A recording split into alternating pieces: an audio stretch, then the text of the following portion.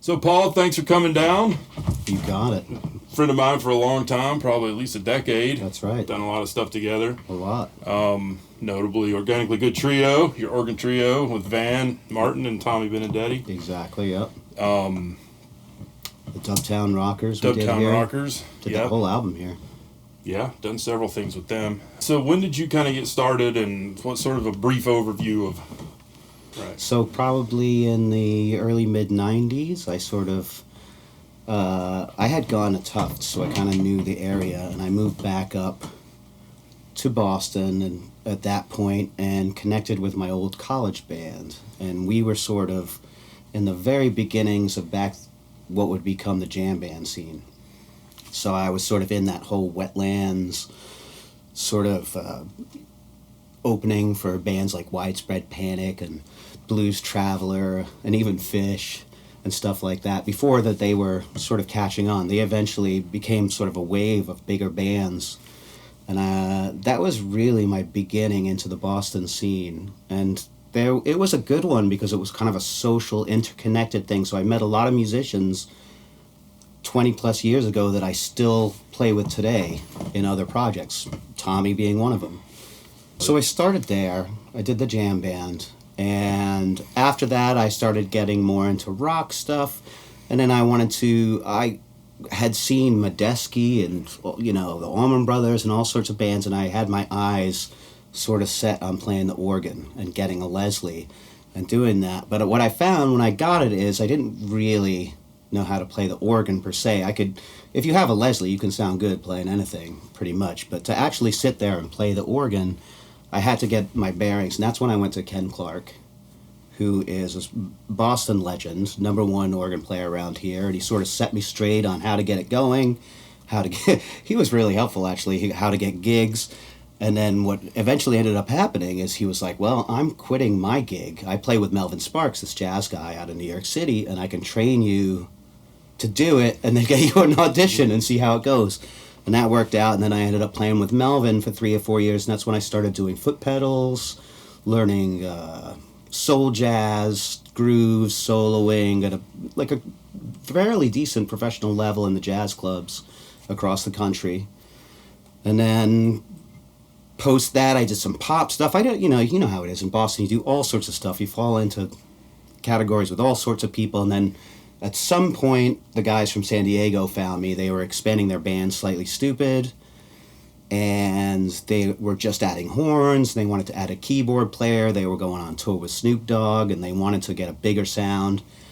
And through word of mouth and friends from Boston and the sound guy who was Craig at the time, Dub Fader, sort of got me an audition, and I got into that band, and I've been in that band for 16 years, 15 years, a long time. I didn't realize it was that long. 2009 I joined, so wow. Whatever it is now.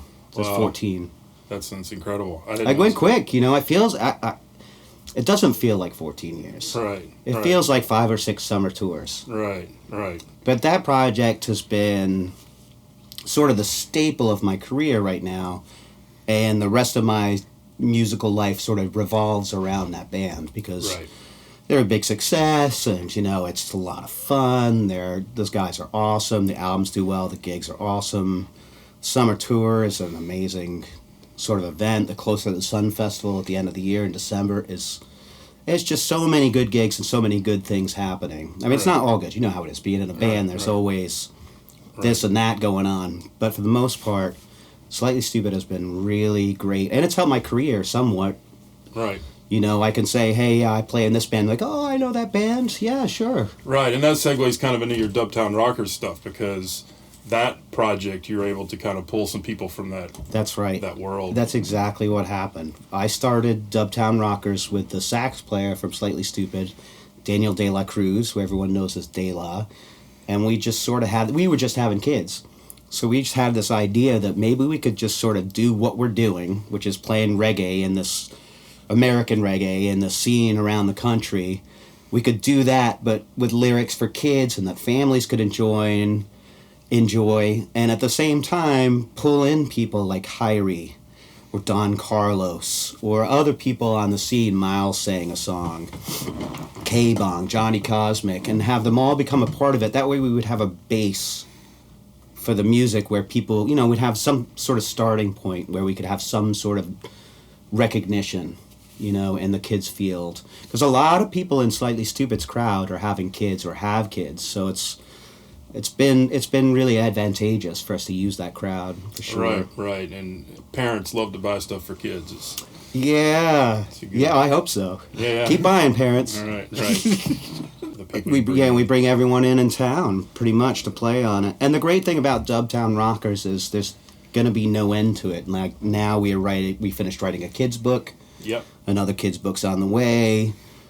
I mean, the ultimate goal of Dubtown Rockers has always been to have our own TV show about these sort of cartoon characters that, like monsters from an island, that play reggae music and all little Paw Patrol type save the day stuff. So we're getting there slowly. Right. That's amazing.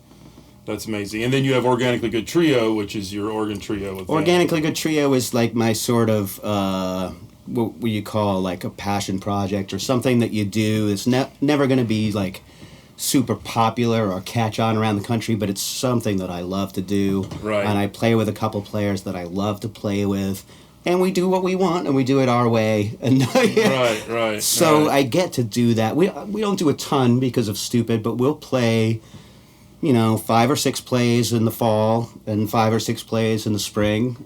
And last year we recorded, we're on our 3rd album right now. Right. So we're a lot of recording here. Right. You know? And live recording. And live recording, which you mixed also, Yeah. live at the Lizard Lounge, and that came out nice. Yeah, and the one that you just did in Connecticut was really well done. Yeah, I love that one. The Hygienic Park. Yeah, that place is amazing. So what do you see, do you see any changes? Have you seen, I'm sure you've definitely seen changes, but what sort of music industry over your career? Yeah, oh my gosh, how much has it changed? When I was coming on the scene, CDs were kind of a new thing. Right. You know, and everything back then was through word of mouth or a live show. We used to have, I was in this band Jiggle the Handle, and we used to have a mailing thing. We'd mail out once a month these whole things with all our dates and these funny jokes on them, and we'd have a mailing list, and that's how everyone would know about us. And that word of mouth, because there was no radio for us, and live gigs were the only way people would know us. Now, anybody could turn on a camera, get on social media, and immediately 200 people will see you. Right. It's an incredible shift in the way people view you and the way they know you and how they get to see you. Like, I have people emailing me from Japan, and it's like, how? What? Right. Like, yeah, I see you on Facebook, and it's incredible. Yeah. And the other gigantic change that I've seen is everything kind of used to revolve around an album. A full sort of collective thought idea, beginning to end, of 12 songs or whatever it was. And in today's world, everything's about the single. Right. Shorter, louder, more compressed, one single, catchier. You know, because everyone's listening to singles and then streaming something else and streaming something else related. Right. So a lot of today's world really comes down to singles. Right. I've noticed that's a big change. Yeah. That's interesting. Yeah, totally. The whole streaming thing, like the whole Spotify, changed a lot of stuff too. The wonderful advantage is you have access to just about every piece of music out there at the tip of your fingers. Sure. And that has been a huge thing for me. Lessons on YouTube, all sorts of... Social media has done some wonderful things for music and made it a lot easier. But at the same time, the revenue stream the business model has changed quite a lot. Right. Right. I mean, the one thing that never goes away is performing. Performing live and merch, sort of never go away. That experience, which you're so amazing at, can't. That's the one thing that can't be replicated, and the community that goes with it. If you have a fan base, there is, and it's a good way to sort of build a crowd too, because people like to get together and do stuff. Right. And friends will get together and see the same bands, or like for Slightly Stoopid, a lot of it's about the music, but some of it's just about people getting together and having fun with people they can relate to, and a party or whatever it is. Right.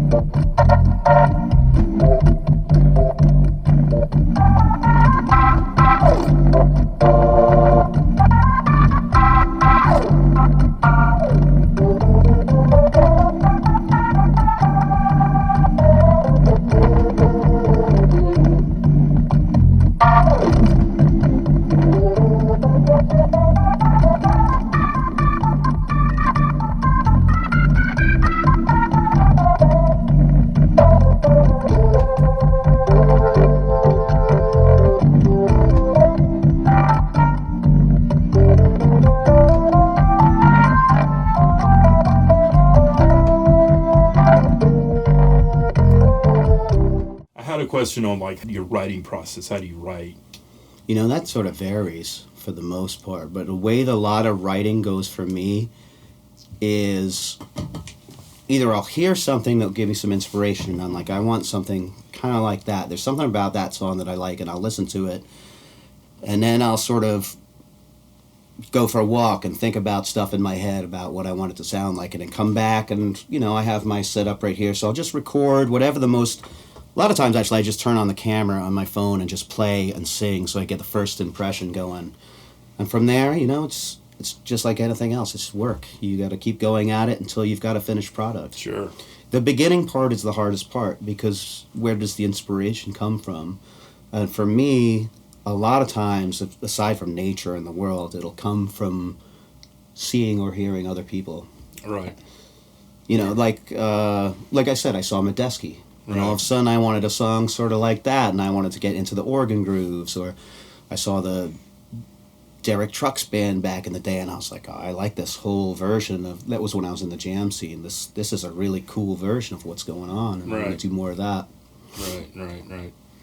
What's the coolest gig you've ever played? The coolest gig for me is always going to be Red Rocks. Yeah. It's the most exciting, most beautiful, and it's the one place where I actually get a little nervous before the gig, because we do the gig every day. You'd think that would never happen, but then once you get there, you get on the stage, you see the way it's arranged, everyone's above you, and the lights and everything, and it gives you like a rush of adrenaline, which is kind of a kick too, Right. So that's always a wonderful gig, and everyone always has such a good time there. Sure. The vibe is great. Well, I want to thank you so much for coming down, stopping by. Always great to see you, no matter what we're getting ourselves into. Thank you so much for all you've done. Appreciate it. Oh, and likewise. And here's to many more.